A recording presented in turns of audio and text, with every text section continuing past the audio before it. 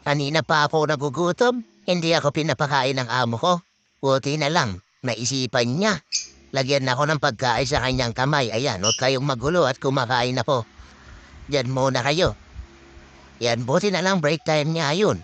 Umaba, pinakain ako. Kanina pa ako nagugutom. Hindi niyo ako pinapakain ng tama. Oh, chill na kayo. Magulo dyan, kumakain ako. Mga istorbo kayo. O, tingnan mo, may lumalapit-lapit pa dyan na nagbibideo ha, o. Huwag kang magulo dyan. Dito lang ako kakain lang ako dito. Uumusin ko lahat ito.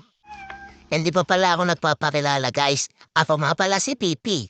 At inyong ibon. Ibon mababa ang lipad.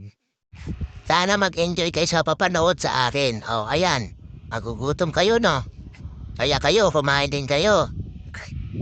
Ipiswil ako. Pangalan ay si Popo. Taot pa yan sa owner ko eh.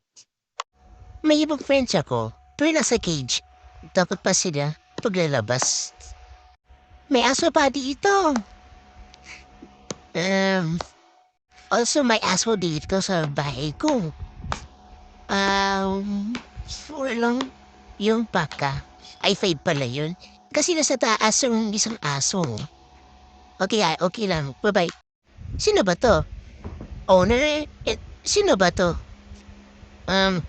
Ba't pa niya ako? Okay lang yan.